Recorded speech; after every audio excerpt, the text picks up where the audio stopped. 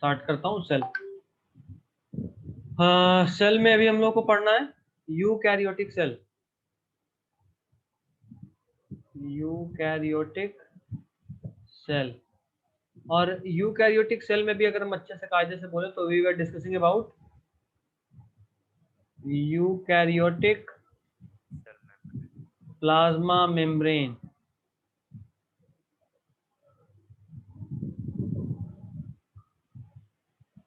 अच्छा, सेल जैसे ही हम यहाँ पे आते हैं, एक टर्म हमको याद आ रहा है अभी अचानक से, इसमें बच्चों को अक्सर कंफ्यूजन होता है।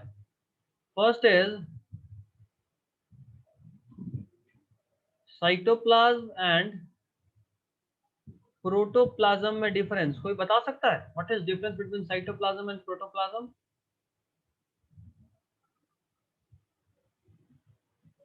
Anyone?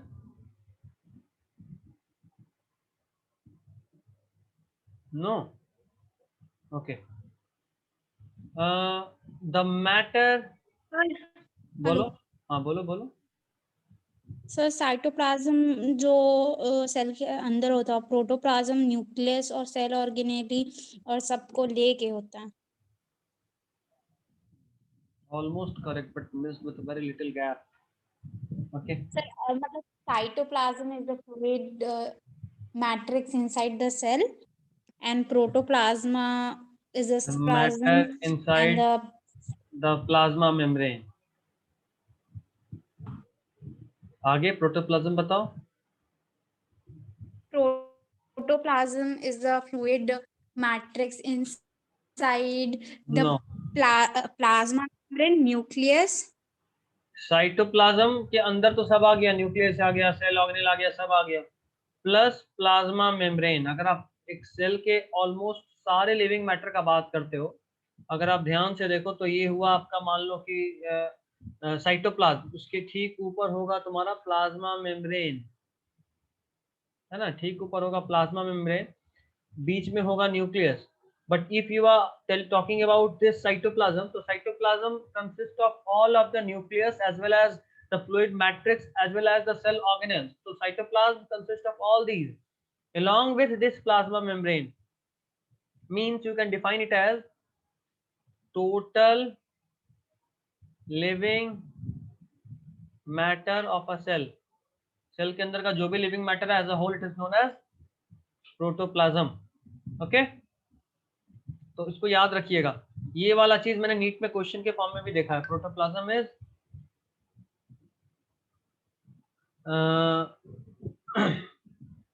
Cytoplasm plus plasma membrane. Okay, protoplasm is cytoplasm plus plasma membrane. जल्दी लिखो, जल्दी लिखो, हटाऊंगा।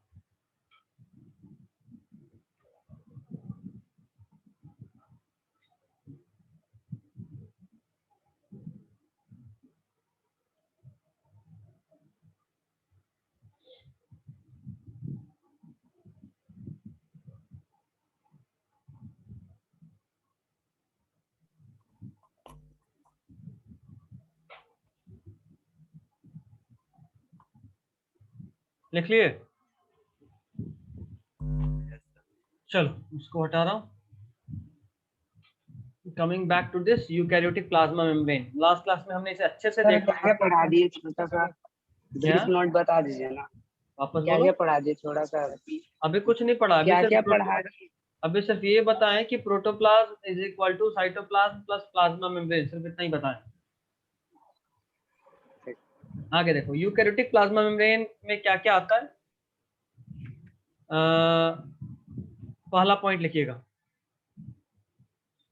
Chemical studies of cell membrane किस पे हुआ था जरा बताना। Chemical studies of cell membrane किस पे हुआ था? was done on, last class में बताया था, ह्यूमन आरबीसी। याद आ रहा है? Chemical studies of the cell membrane was done on human RBC.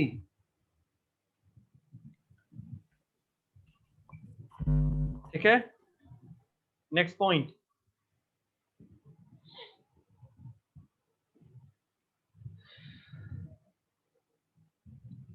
cell membrane is mainly composed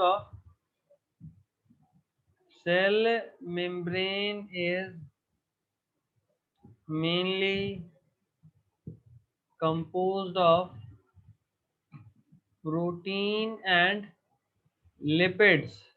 अगर ध्यान देना हो तो इस बात पे दीजिए कि मैंने मेनली लिखा है। How is lipid different from fat? ये हम लोग बायोमोलिक्यूल्स में पढ़ेंगे। We will be studying in detail in biomolecules chapter. In NCERT, you will be getting the chapter biomolecule just next to the cell, but we will be studying it little later on. Okay? वहाँ हमें एक topic ही पढ़ना है, lipid, protein, fat, carbohydrate, nucleic acid, सबको detail में study करेंगे chemistry के हेल्प से। ओके, तो cell membrane is mainly composed of lipid and proteins. Next is the human RBC. The human RBC is approximately made up of, is बहुत important point है, approximately made up of 52% protein and 40% lipid. 52% protein and 40% lipid. अच्छा, एक बात और, I guess What सब is लोग erythrocyte? erythrocyte, RBC का other scientific name, also called erythrocyte.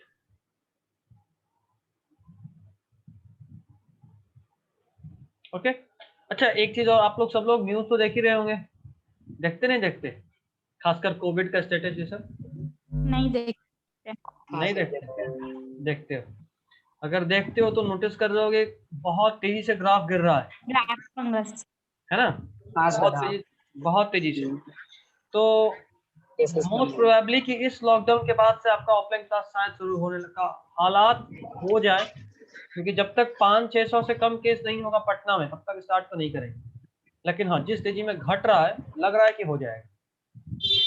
नहीं ऑफलाइन क्लास कहाँ होगा? क्या ऑफलाइन क्लास कहाँ होगा? कहाँ होगा सर? अगल बगल ही होगा, कहीं ज्यादा दूर नहीं, अगल बगल ही। चांसेस बगल तुम लोगों के नहीं, मेरे अगल बगल। ये जान लो कि मजार के पास ही होना है। जितना अंदर आते थे अंदर नहीं आना पड़ेगा, एकदम रोड पे ही, ऑटो से उतरे सीधा कोचिंग। ठीक है ना? Okay sir. नेक्स्ट वो भी उतना अंदर नहीं था। वहां भी चलेगा? हाँ सर, वहाँ भी नहीं चलेगा। नहीं, जब सब कार्य चलना पड़ रहा है तो कोई ये नहीं। ठीक, अगर फिजिक्स स्टार्ट किया ना, अगर फिजिक्स स्टार्ट किया तब वहां लेंगे। Please sir please. अरे फिजिक्स स्टार्ट हाँ, करने के नहीं लिए हम सर, लोग को कर पूरा दीजिए। टाइम का हिसाब रखना पड़ेगा, ऐसे किससे कर दें? सर Online- कुछ भी एक रेगुलर मत होइए, मतलब जब आपको फ्री टाइम मिले कर दीजिए। फ्री टाइम मिलेगा तो हम बायोलॉजी पे फोकस नहीं करेंगे, जल्दी सिलेबस निकले कभी एक अलग टेंशन उठा लें। फिजिक्स कैसे मेरा सर लेक्चर, लेकिन दिक्कत क्या है फिजिक्स पहले स्टार्ट करने से? दिक्कत ये है ना, सबसे जो मेन प्रॉब्लम वो ये कि बाद में हम ऑफलाइन के लिए टाइम कमिट कर पाएंगे कि नहीं, अभी हम खुद ये चीज डिसाइड नहीं कर पा रहे। अगर तुम लोग कमिटेड हो कि नहीं Sure सर नहीं। ऐसे चलेगा तो ऐसे चल सकता है, तब हम भी ले सकते, कोई दिक्कत नहीं। ठीक है, ऑनलाइन क्योंकि अगर मान लो टाइम नहीं भी मान लो कॉलेज से लेट हो गया, बहुत लेट हो गया, तो रात में 7 बजे भी क्लास लगा सकते, इसमें क्या दिक्कत? लेकिन घर हो तब ना, कोचिंग में तो किसी को 7 बजे नहीं बुला सकते कि आ जाओ 7 बजे। सर फिजिक्स का आप फ्यूचर में भी आप ले लीजिएगा इससे। क्या? हाँ, अगर ये है ऑप्शन तब मेरे पास कोई दिक्कत नहीं, आई एम रेडी। अगर online is the option, I am ready, क्योंकि मैक्सिमम काम किया हुआ मतलब होगा, कुछ नया हम एडअप ही कर पाएंगे। मैक्सिमम मटेरियल मेरे पास तैयार है यूट्यूब, तो वो देंगे, और प्लस क्वेश्चन हम लाइव करा लेंगे, तो क्वेश्चन जितना ज्यादा होगा, मेरा जो हम जैसा चाहते हैं नीट के लिए वैसा काम हो पाएगा। क्योंकि जो भी थ्योरी है वो तो ऑनलाइन तुम्हारे मेरे पास पहले से बना हुआ है, तो सीधा भेज दिया, और क्वेश्चन हर एक चैप्टर से 50 तुम करोगे, 50 हम क्लास में कराएंगे, मजा आ जाएगा फिर। और क्या? सर किसका गाड़ी चल रहा है? बंद हाँ करवाइए। सही में, किसका घर रोड के एकदम पास है?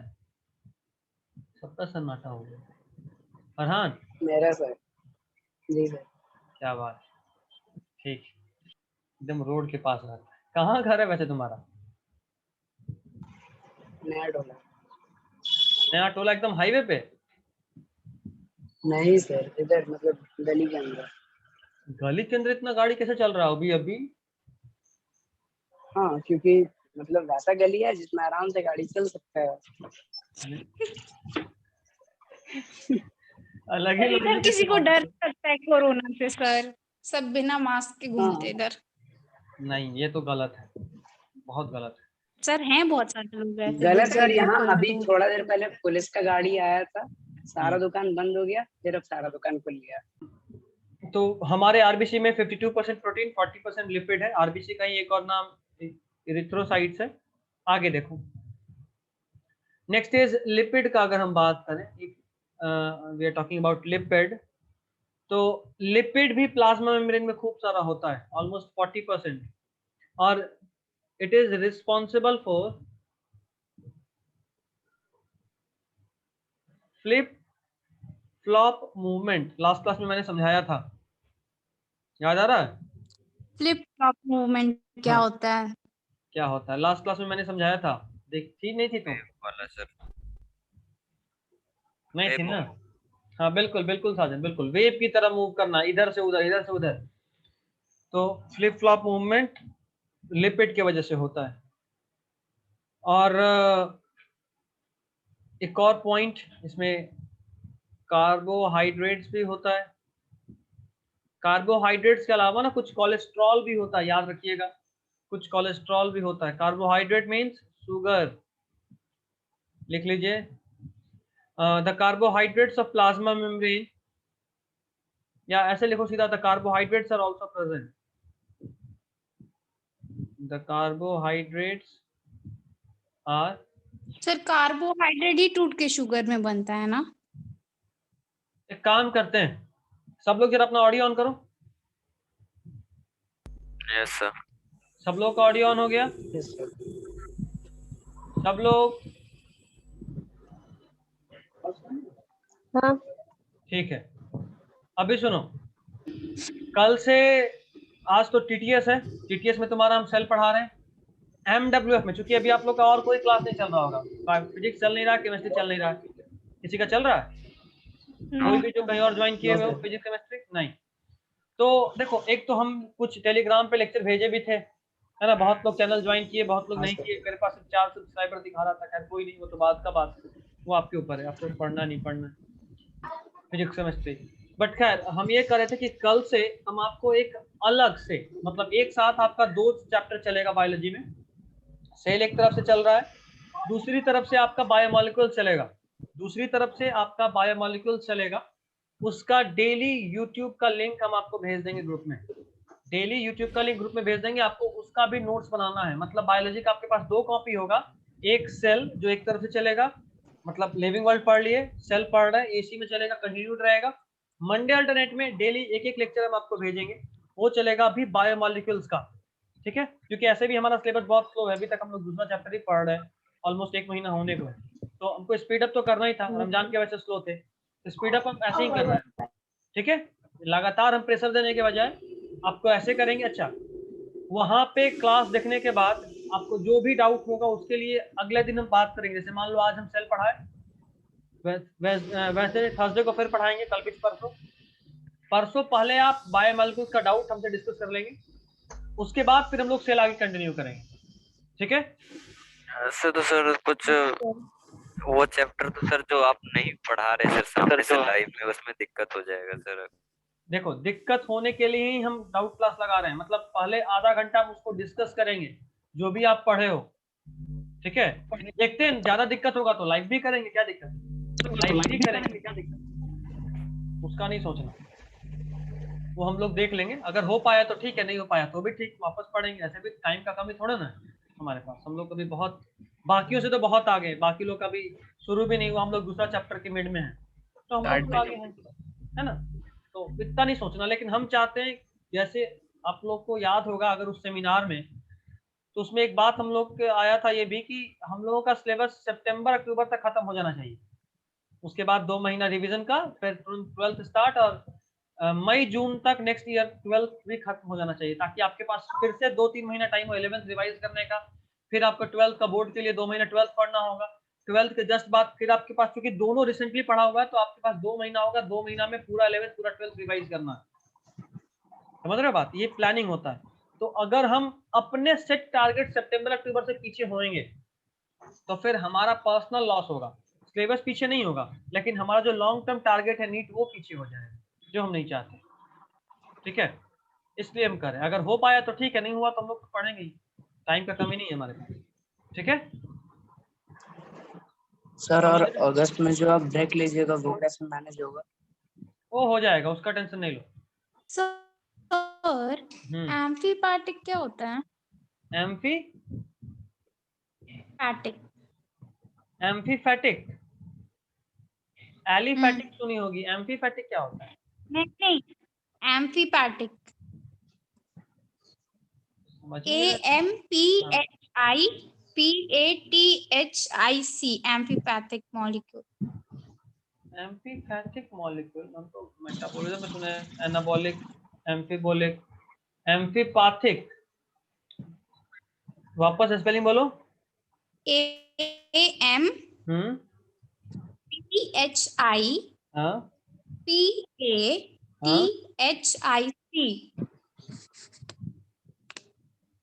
एम्फीपैथिक मॉलिक्यूल बोल रही हो, कंपाउंड क्या?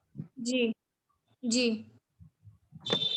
अच्छा देखो, इसमें एक चीज ये हमको जो लग रहा है, एग्जैक्टली हम 100% श्योर नहीं है, बट व्हाट आई गेस कि एक होता है हाइड्रोफिलिक, एक होता है hydrophobic. Hydrophilic is water, head tail होता है, हाइड्रोफिलिक और हाइड्रोफिलिक हेड और हाइड्रोफोबिक टेल। अच्छा तुम तो प्लाज्मा मेम्ब्रेन के स्ट्रक्चर से पूछ रही हो तुम? Yes sir.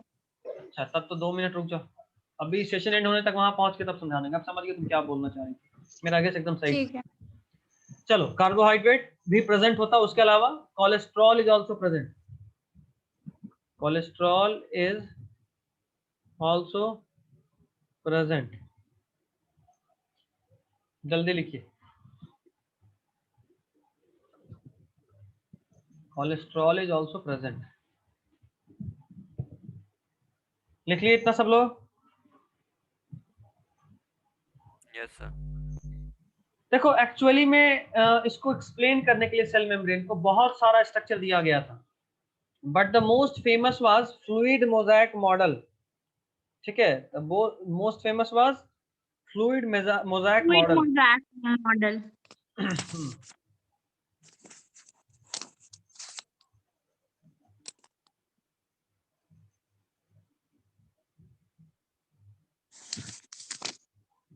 इसमें थोड़ा सा और लिखते हैं। लिखो, या इतना का भी क्या जरूरत है? लिखवाए क्या क्या? आप? फ्लूइड आवाज मतलब क्लियर लिखना नहीं है है। ये कॉपी में? हाँ हाँ बिल्कुल बिल्कुल बिल्कुल, या रुक जाओ एक सेकंड, फ्लूइड एक पॉइंट और ऐड कर लेते हैं पहले, लिखो। हाँ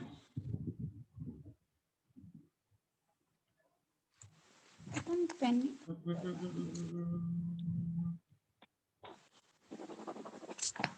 most accepted of all the models of plasma membrane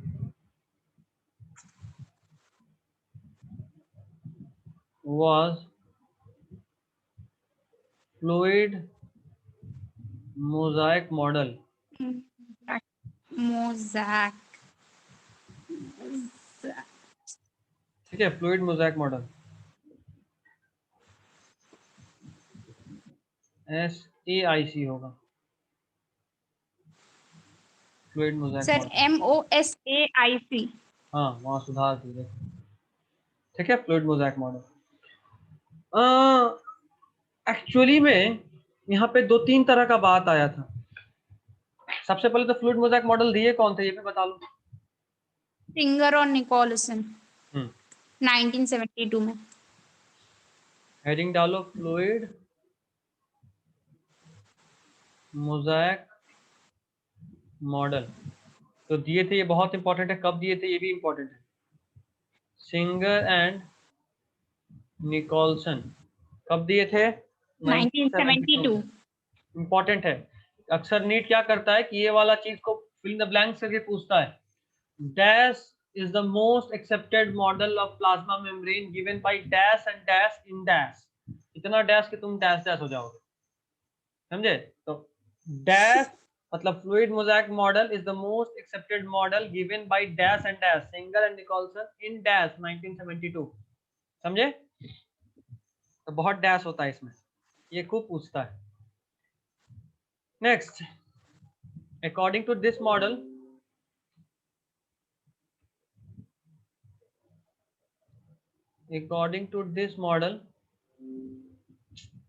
इतना नोटिफिकेशन आएगा यार, अरे according to this model the cell membrane consists of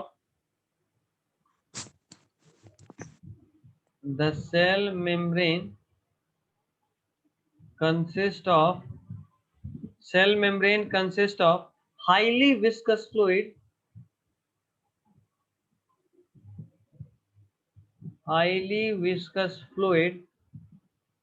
called या highly viscous fluid matrix कर लो, matrix of two layers of phospholipid molecule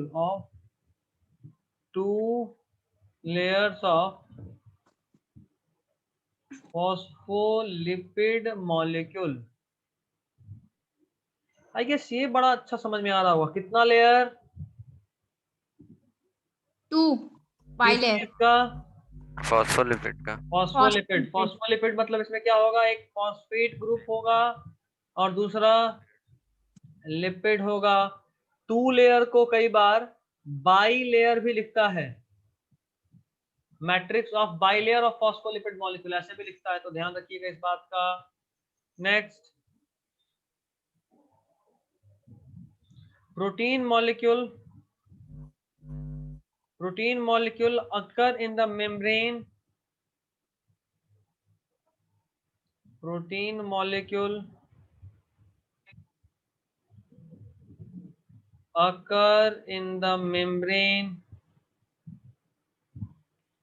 as a continuous layer sir Not highly at- viscous fluid मतलब क्या highly होगा? Viscous बता देता हूं, देखो कहाँ गया विस्कस मतलब फ्रिक्शनल। देखो फ्रिक्शन, दो सॉलिड के बीच में जब कोई इंटरेक्शन होता है ना, सरफेस इंटरेक्शन, तो उसको बोलते हैं फ्रिक्शन। और अगर वैसा ही कुछ रेसिस्टेंस लिक्विड या फ्लूइड मीडियम में हो तो उसको बोलते हैं विस्कोसिटी। क्या बोलते हैं? फ्लूइड और किसमें हो? लिक्विड। फ्लूइड मतलब सिंपल बोले तो फ्लूइड में एयर या लिक्विड।